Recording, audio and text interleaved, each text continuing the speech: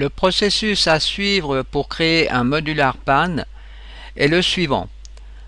Donc la première chose, c'est d'aller sur la page internet créer un modular pan. Ensuite, on va devoir utiliser le script qui se trouve ici. On va devoir le copier et en créer une classe dans UDK et ensuite compiler ce script. Je vais utiliser pour faire ce travail Unreal X Editor. Première chose, je vais dans le directory UDK, dans le répertoire principal.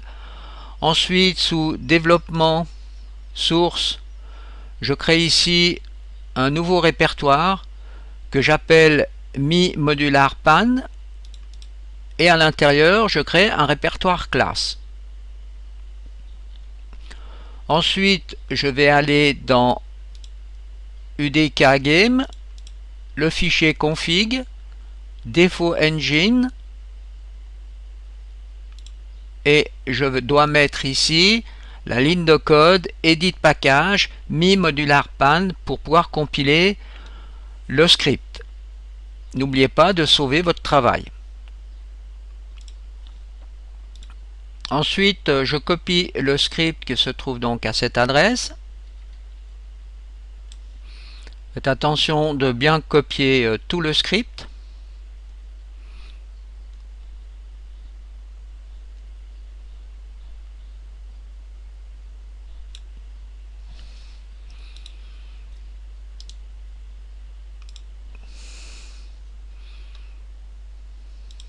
Je crée un fichier vide, new, empty file, et je fais coller donc tout le script.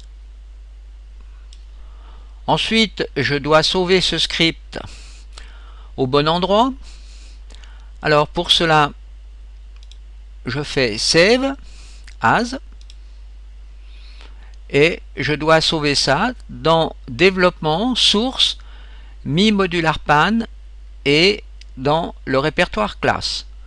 Donc je copie ici ce script. Je vérifie que le script a bien été copié, donc le voici, il se trouve ici. Et dans ce script, avant de lancer la compilation, j'ai fait des corrections de ligne de code, car j'ai constaté qu'il y avait une erreur de compilation. Donc à tous les endroits où se trouve Motion Blur Scale 0.0, vous mettez ceci en tant que commentaire, ou bien vous pouvez même supprimer la ligne. Vous avez plusieurs endroits, faites attention, on a plusieurs endroits où se trouve cette ligne, vous voyez. Donc il y a 5 ou 6 endroits dans le script. On a donc ici une classe plaçable. Ça veut dire que cette classe va être disponible dans l'éditeur sous Actor Class avec le nom de Modular Pan. Alors lançons une compilation. Alors vous faites par exemple full recompile. Et si tout s'est bien passé, 0 erreur et 0 attention. Donc mi modular pan se trouve donc à cet endroit, le fichier .u dans le dossier script. Si l'on ouvre l'éditeur de UDK, on va dans Actor Class et on peut vérifier que le modular pan est bien généré. Donc ici on peut faire un search modular pan. Le voilà, il est dans la catégorie non répertoriée. Donc vous pouvez faire un drag and drop dans la scène. Vous cliquez sur la touche F4 pour ouvrir les propriétés. Et bien maintenant, il va falloir justement donc remplir toutes ces parties du personnage. Ici, vous avez la tête, le torse, les bras, les bottes, et puis différentes parties du corps. Donc voilà ce que l'on doit faire maintenant. Alors nous allons utiliser pour cela 3ds Max pour créer un personnage et pour pouvoir utiliser ce module. Donc voilà le caractère que l'on va utiliser. Alors, eh bien, ce caractère, vous le trouvez donc toujours sur le site internet UDK. Donc, à cet endroit, création de caractères personnalisés. Donc là, vous avez ici donc des exemples donc de caractères qui sont disponibles. Et là, vous avez une arme avec justement les bras du personnage. Alors ceci serait dans le cas de la création d'une arme ou d'un weapon. La première chose que l'on constate, c'est que ce personnage est créé de différentes parties. La tête, le torse, les bras, les cuisses et les jambes. Alors on va exporter ces différentes parties du personnage.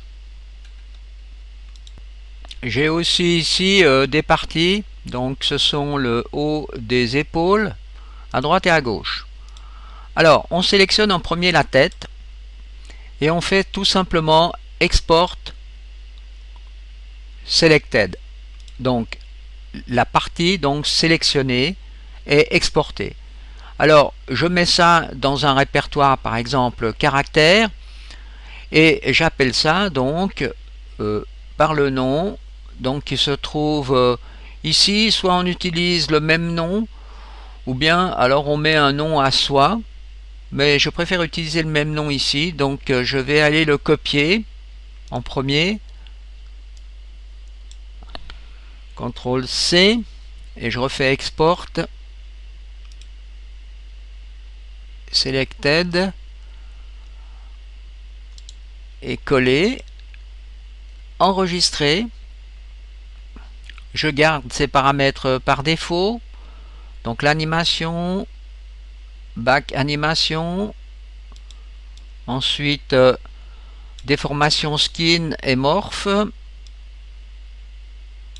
embedded media, aussi éventuellement pour prendre les textures si nécessaire, mais on va pas le faire dans ce cas. On va quand même laisser cocher, mais on va pas sauver les textures.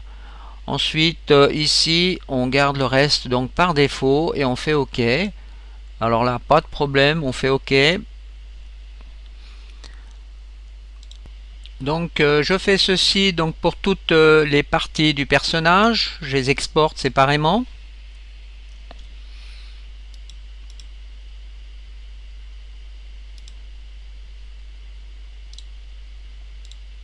Donc là on voit déjà les différentes parties que j'ai exportées.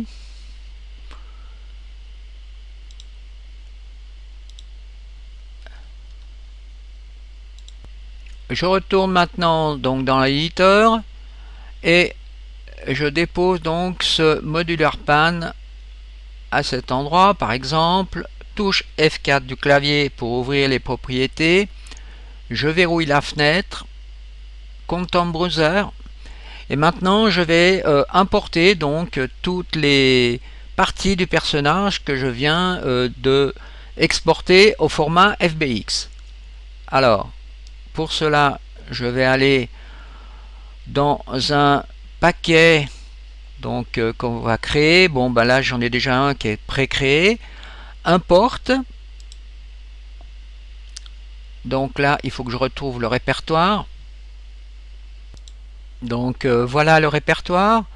Alors je vais essayer de faire un import de plusieurs en même temps. Donc le torche je l'ai déjà fait préalablement. Ouvrir.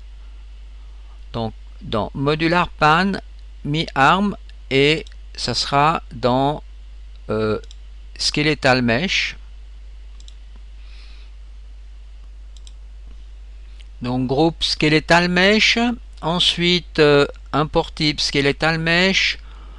Je désélectionne importe l'animation et je désélectionne aussi importer matière et texture et je fais OK to all.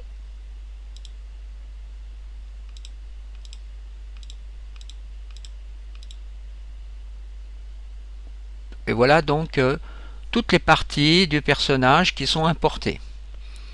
Alors je peux déjà sauver mon paquet. Et maintenant je vais commencer par construire mon personnage.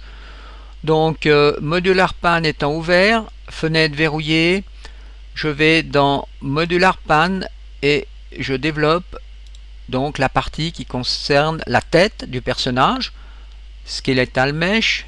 Donc ici on va mettre le Skeletal Mesh de la tête, donc qui se trouve à cet endroit,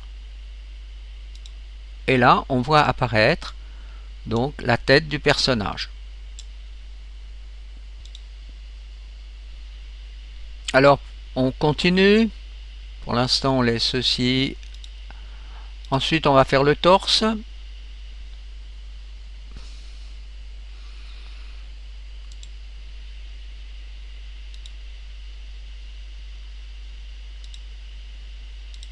Les bras,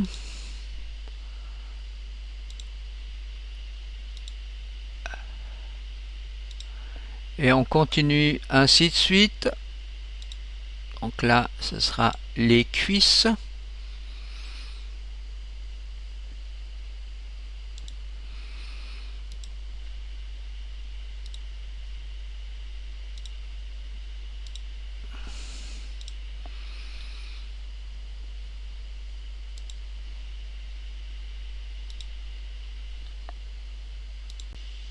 nous avons donc ici deux personnages.